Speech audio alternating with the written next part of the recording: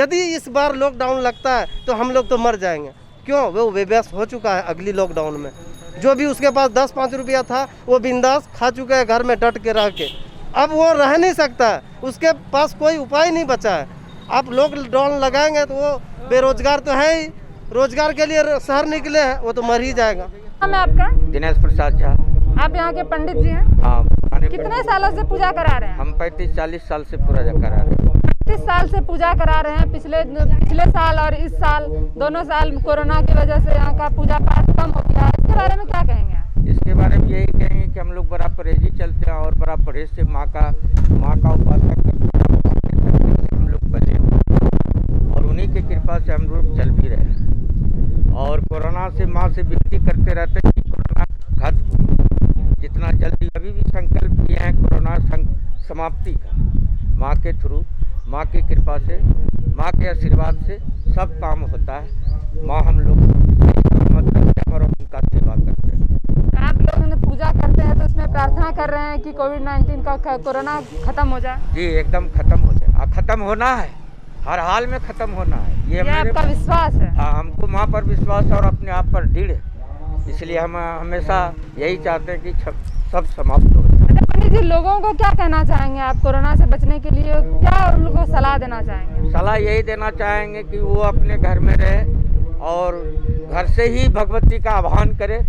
हम लोग तो जो है ये है मेड़ पर, तो इसलिए जो भी करे भगवती सबको घर में रह के और वो अपना क्षमा मांगे और वो घर से ही पूजा करे।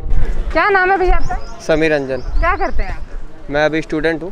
शैक्षणिक संस्थानों को बंद कर दिया है और बाकी सभी चीज़ रैलियाँ वगैरह हो ही रही हैं, सिर्फ शैक्षणिक संस्थान बंद है। इसके बारे में आप क्या कहेंगे? देखिए, शैक्षणिक संस्थान इसलिए बंद है क्योंकि अभी जितने भी एग्ज़ाम्स होने वाले थे बोर्ड के, स्टूडेंट को ज़्यादा खतरा है। जितने भी छोटे छोटे बच्चे हैं जैसे कि 10th के हो गए, 12th के हो गए, उन लोग को ज़्यादा खतरा है संक्रमण का।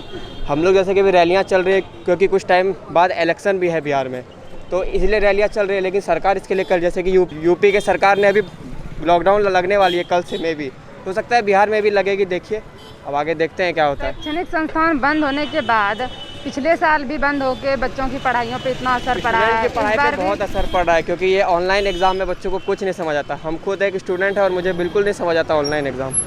ये जल्द से जल्द ठीक हो जाए और जल्द से जल्द हम लोग अपने कॉलेज वापस चले जाएं। युवाओं का फ्यूचर भी बहुत खतरे में है, इसके बारे में क्या? जैसे आपकी बात बिल्कुल सही, युवाओं का फ्यूचर खतरे में है, मगर पहले अगर इंसान रहेगा तभी ना हम लोग आगे बढ़ेंगे। पहले इंसान का सुरक्षा भी तो ज़रूरी है। हम लोग जीवित ही नहीं रहेंगे तो फिर आगे देश कैसे बढ़ाएंगे? आपका कहना है कि पहले जिंदा रहें, पढ़ाई तो बाद में भी होती रहेगी। क्योंकि पिछले साल जो आया था कोरोना वो इंडिया में कम आया था लेकिन उसका डर ज़्यादा आया था। लेकिन इस बार जैसा कि मैं देख पा रहा हूँ, इस बार कोरोना सच में आया लेकिन लोग डर नहीं रहे हैं। लेकिन धीरे धीरे लोगों को ये समझना पड़ेगा। जैसे बहुत सारे लोग अभी मार्केट में भी बिना मास्क के घूम रहे हैं। इस बार सच में कोरोना बहुत, जिसको कहते हैं इसका संक्रमण जिसको भी हो रहा है तो उसके बचने की चांसेस बहुत कम ही हो रहे हैं। इस बार लोगों को डरना ज़रूरी है, लोग डर ही नहीं रहे। आप लोग कितनी दूर से यहाँ पानी लेने आते हैं? आधा किलोमीटर से। तो जैसे कि यहाँ पे जाना जाता है कि यहाँ का पानी बहुत जगह पे दूर दूर से आते हैं लोग ले जाने के लिए, यहाँ का पानी इतना अच्छा है। तो कोविड-19 के इस दौर में कितना कमी हुआ है यहाँ पे लोगों का आने जाने में? पहले तो काफ़ी भीड़ लगी होती थी यहाँ पे। ज़्यादा तो कुछ नहीं, लेकिन थोड़ा यानी रखिए कि 100% में 90% तो अभी भी लेने आते हैं, 10% ही यानी कि कमी हुई है। आप लोग यहाँ पे पानी लेने आते हैं तो पूरा कोरोना गाइडलाइन का सब पालन करते हुए आते हैं, मास्क लगा के, सोशल डिस्टेंस दूरी बना के? हाँ, वो तो फॉलो ही होता है। जब सब यानी जितने भी एजुकेटेड लोग हैं वो सारा यानी कि अपना मास्क लगा करके और यानी फॉलो करते हैं, रूल्स फॉलो करते हैं कोविड-19 का। जैसे कि लॉकडाउन लगाने की बात हो रही है, तो लॉकडाउन लगाना आपके नज़रिए से कहाँ तक सही है? देखिए, लॉकडाउन लगाने जहाँ तक बात है, जैसे बांका जिले का, हम पर्सनली बांका जिले का अगर यानी ये चीज़ करें, यानी बांका प्रखंड का अगर हम ये चीज़ करें तो हमारे हिसाब से तो लगभग नहीं लगना चाहिए, क्योंकि यहाँ पर उतना कोरोना, यहाँ पर सिर्फ कागज़ पर ही कोरोना कोविड-19 है। बाकी ऐसे देखा जाए तो यहाँ पर एक भी पेशेंट आपको देखने को नहीं मिलता है। ये होम क्वारंटाइन कर देते हैं या तो जैसे कुछ ये नहीं हो जाता है, अदरवाइज़ और कुछ यहाँ पर दिखता तो नहीं है कि यहाँ पर कोविड-19 का असर है कुछ। आप क्या करते हैं? हम स्टूडेंट हैं। तो जैसे स्टूडेंट हैं आप, शैक्षणिक संस्थान सारे बंद कर दिए गए हैं, बाकी सारी चीज़ खुली है, इस पर आप क्या कहना चाहेंगे? क्या शैक्षणिक संस्थान बंद करना सही था?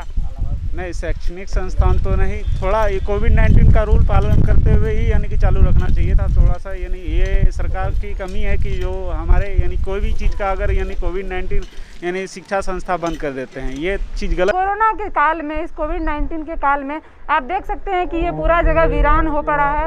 यहाँ पे सिर्फ वही लोग हैं जो पूजा कराने में जुटे हुए हैं, बाकी कोई भी श्रद्धालुओं की भीड़ यहाँ पे नहीं देखी गई है। मैं आके कुछ लोगों से बात करती हूँ। आपका क्या नाम है? मनीष कुमार मिश्रा। जैसा कि प्रत्येक साल यहाँ पे भीड़ लगी रहती थी दुर्गा पूजा के अवसर पर, इस साल कोविड-19 में क्या प्रभाव पड़ा है? काफ़ी प्रभाव पड़ा है। पिछले साल भी हम लोगों ने मतलब मेला लगाने का सोचा था, बट प्रशासन की तरफ से मना किया गया। हम लोगों ने भी उनका पालन किया, और चूँकि महामारी हम लोग खुद गवर्नमेंट जॉब में हैं और उसको देख रहे हैं, अभी भी देख रहे हैं, दिन प्रतिदिन इसका संक्रमण बढ़ता जा रहा है। तो हम लोगों ने ऐसा किया कि बस जो भी हमारे पंडित जी हैं वो गर्भगृह में ही पूजा करेंगे, उनसे कहीं उनको बाहर नहीं जाना होता है। तो योगा सिखाती हैं आप, क्या लगता है कि योगा कोविड-19 को इम्यूनिटी सिस्टम बढ़ाने के लिए, उसके लिए आप क्या करें? बिल्कुल है, क्योंकि योग ही एक ऐसा माध्यम है अभी जीवन में, उसको उतारना है और योग से ही हम लोग बच सकते हैं। आप सुबह गर्म पानी भी पी सकते हैं, काढ़ा भी ले सकते हैं, गिलोय का काढ़ा भी इसमें बहुत कारगर है इम्यूनिटी बढ़ाने के लिए। तुलसी का भी ले सकते हैं। क्या नाम है आपका? दिलीप कुमार सिंह।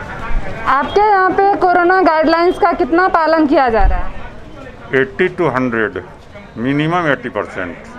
क्योंकि यहाँ पब्लिक मूवमेंट होता है तो समझाते भी हम लोग को कुछ समय लग जाता है। आप देख रहे हैं यहाँ का नज़ारा, क्योंकि पब्लिक का मूवमेंट यहाँ काफ़ी कड़ा होता है। गांव देहात से लोग आते हैं निबंधन कराने के लिए, और किसी भी परिस्थिति में एक टीम में कम से कम मिनिमम 5 लोग होंगे। ये उसकी बाध्यता है कागज़ की। कुछ सेलर होते हैं, कुछ परचेजर होते हैं, कुछ शिनाख्त करने वाले होते हैं। हम लोग तो कोशिश कर रहे हैं कि पूरा प्रिकॉशन लिया जाए।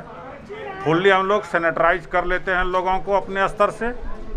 मास्क का 100% अनुपालन होता है, और अभी जस्ट कुछ देर पहले तो यहाँ विभागीय सैनिटाइजिंग भी किया गया है। जो लोग यहाँ पे मास्क लगा के नहीं आ रहे हैं, उनको आप क्या कहते हैं? उनके लिए क्या करते हैं? उनके लिए हम लोग सबसे पहले तो उसको आउट ऑफ कैंपस करते हैं कि पहले जाओ बाहर में मास्क खरीद के आओ, और उसके बाद ही मेरे पास आएंगे, अन्यथा वो बाहर रहेंगे।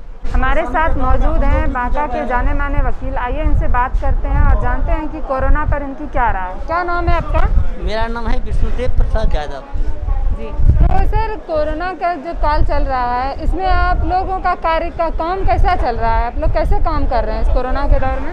हम लोग जो काम तो बहुत धीमी गति से चल रहा है, और उच्चतम न्यायालय या हाई कोर्ट पटना या जिला जज का जो निर्देश आता है उसके अनुसार उसको हम लोग फॉलो करते हैं। लेकिन जान है तब जहान है, पहले जान तब काम। क्या क्या निर्देश उच्च न्यायालय से आए हैं आप लोगों को काम करने के लिए? हम लोगों को काम करने का निर्देश आया है कि हम लोग को जो है 2 सेंटर बनाए, ऑनलाइन वर्चुअल कोर्ट करते हैं, हम लोग करते हैं। सिर्फ बेल होता है और कोई काम नहीं होता है। जेल, बस इतने का काम होता है। बस बेल होता है, जमानत होता है और जेल जाते हैं। और जैसे कि यहाँ पे आसपास में आपके पास जो भी आते होंगे लोग अपनी शिकायतें लेके, उनके लिए यहाँ पे क्या मास्क जरूरी है? जैसे उनको क्या सलाह देते हैं आप? नहीं, हम लोग सलाह देते हैं, देखिए भाई, आप लोग हाथ को हमेशा सैनिटाइज कीजिए, हाथ को हमेशा साबुन से साफ कीजिए, और मास्क का हमेशा 24 घंटा यूज कीजिए। या तो आप कोर्ट में रहें, शहर में रहें, जहाँ भी रहें, तो सैनिटाइज का यूज कीजिए। पहले जान है तब जहान है। बांका के आम लोगों को क्या सलाह देना चाहेंगे कोरोना के लिए? बांका के आम लोगों को सलाह ये देना चाहेंगे कि जरूरी काम हो तब घर से बाहर निकलें। क्या नाम है आपका? सुशील कुमार। आप क्या करते हैं? वकालत करते हैं जी। तो कोरोना काल में आप आम लोगों को क्या सलाह देना चाहेंगे कि कैसे रहना चाहिए? अभी उन्हें सुरक्षित रहने के लिए क्या करना चाहिए? हम आम लोगों को यही करना चाहते हैं कि थोड़ा डिस्टेंस बना के रखिए, मास्क है ज़रूरी है, 2 गज की दूरी है होनी चाहिए, और हमेशा सैनिटाइज से हाथ को धोना चाहिए, लगाना चाहिए, और थोड़ा सा सबको सलाह दें दूर रहे, और ख़ास करके भीड़ से बचें। लॉकडाउन जो लगाया जाने वाला है, इसके बारे में आप क्या कहेंगे? सरकार अगर ये चाह रही है कि लॉकडाउन लगावे तो अच्छी बात है, सबों की भलाई होगी। और हमारे लिए सरकार कर रही है, अगर कुछ कर रही है तो सरकार हमारे लिए कर रही है। उसका पालन करना चाहिए हम लोग को। क्या नाम हुआ आपका? मेरा नाम है पंकज कुमार। आप इस कोरोना को देखते हुए कोरोना काल में क्या कहना चाहेंगे आम लोगों को? कोरोना काल में यही कि लोग घर में रहें और सोशल डिस्टेंसिंग का पालन करें और घर से जब भी बाहर निकले मास्क लगा के निकलें ताकि वो अपने को सुरक्षित रखे, दूसरों को भी सुरक्षित रख सके। आपके नज़रिए से लॉकडाउन लगाना कहाँ तक सही है? लॉकडाउन इसका इलाज नहीं है। लॉकडाउन लगाने से जनता के बीच में जो परेशानियां होती है वो काफ़ी बढ़ जाती है। हाँ, जो गवर्नमेंट का नियम है उसको पालन करें। लॉकडाउन से सबसे अच्छा स्थिति यही है। तो आप इस कोरोना के बढ़ते कहर के बारे में क्या कहना चाहेंगे? कोरोना के बढ़ते कहर में कहना तो सब यही ज़रूरी है कि मास्क लगाए, 2 गज की दूरी हो। जब तक कोरोना की दवाई नहीं तब तक कोई ढिलाई नहीं। लेकिन हमारे देश का जो सबसे बड़ा मुखिया है वो अभी 50,000 भीड़ इकट्ठा करता है वेस्ट बंगाल में। क्या वहाँ कोरोना की समस्या नहीं है? कभी एक भी भाषण में वो बोलते हैं कि आप लोग क्यों आए हैं? ये चीज़ जानना चाहते हैं। आप बताइए कि जैसे कि अभी सरकार ने स्कूल और कॉलेज वगैरह, ट्यूशन्स वगैरह सारे बंद करके रखे हैं, क्लास बंद करके रखे हैं, तो क्या लोगों का कहना है कि क्या कोरोना सिर्फ पढ़ाई वाले स्थल पे ही हो रहा है? ये जो भीड़ लगी है दुकानों में, जो रैलियां हो रही है देश में, क्या उसमें कोरोना नहीं हो रहा है? सिर्फ पढ़ाई के ही जगह पे कोरोना हो रहा है? बिल्कुल उचित बात लोगों का, पब्लिकों का कहना है। क्या स्कूल कॉलेज से ही कोरोना फैल रही है? इतनी भीड़ लग रही है। अब बंगाल चुनाव करा रहे हैं जो कि 2 चरण में हो जाना चाहिए, 3 चरण में हो जाना चाहिए। जितने कम समय में हो जाए उतनी अच्छी बात थी। आज 5 या 7 चरण में चुनाव हो रही है। आप लाखों लाख की इकट्ठा भीड़ कर रहे हैं। आपने कभी सोचा पब्लिक के बारे में? बंगाल में, यहाँ तो और स्टेट में सोच रहे हैं आप 2 गज की दूरी, कोरोना में मास्क लगाना जरूरी। ये तो एडवर्टाइज बहुत अच्छे से करते हैं आप। लेकिन जहाँ कोरोना की ज़्यादा आबादी है, जहाँ ज़्यादा तकलीफ़ें हो रही है, वहाँ के बारे में क्या सोचा? जैसे कि कोरोना में सरकार ने कहा कि घरों से मत निकलो, घर में रहो, सभी को कहा जा रहा है। उस स्थिति में जो गरीब लोग हैं, जो अगर अपने घर से नहीं निकलेंगे, अपना काम नहीं करेंगे, तो उनका घर नहीं चलेगा।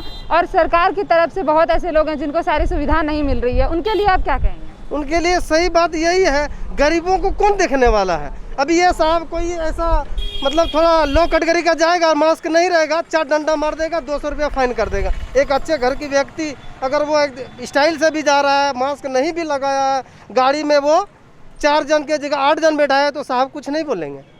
देखिए, ये बात तो सही है कि मास्क कोई भी ना लगाए रहे, मास्क जो कोई भी ना लगाया रहे, अगर वो चाहे वो गरीब हो चाहे वो अमीर हो, चालान दोनों का कटना चाहिए। डर दोनों को होना चाहिए कि हमें कोरोना हो जाएगा।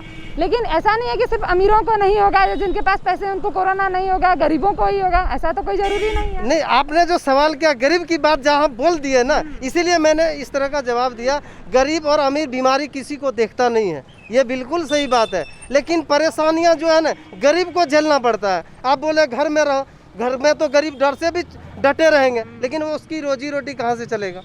इनके लिए सरकार को कुछ व्यवस्था करना चाहिए इन गरीबों के लिए। गरीबों के लिए क्या करेगा व्यवस्था? वो तो अमीरों लोग के लिए व्यवस्था करेगा। गरीब के लिए क्या है? मैं कल ही पटना से आया हूँ और मैं देखा कि मीठापुर बस स्टैंड में भीड़, और वहाँ की व्यवस्था हमारी जो बिहार राज्य की सरकार है उसको कान में जरा सा जू नहीं है कि मीठापुर में क्या व्यवस्था है। पब्लिक लोग बाहर और अदर स्टेट से आ रहे हैं, ना पानी की सुविधा है, ना वहाँ रहने की सुविधा है, और हमारी सरकार बात करती है। गरीब का कुछ है ही नहीं, गरीब के बारे में कुछ नहीं है। सरकार जितनी भी अफवाह फैलाए, जितनी डर दिखाए, वो सिर्फ गरीब को ही दिखाए। जितनी योजना दिखाए वो सिर्फ गरीब के नामों से दिखाए, है गरीबों के लिए कुछ नहीं। गरीब को आज आप जिससे आप पूछ रहे थे एक कपड़े वाले कि वो सीधे जवाब क्या दिया आपको कि हम क्या खाएंगे?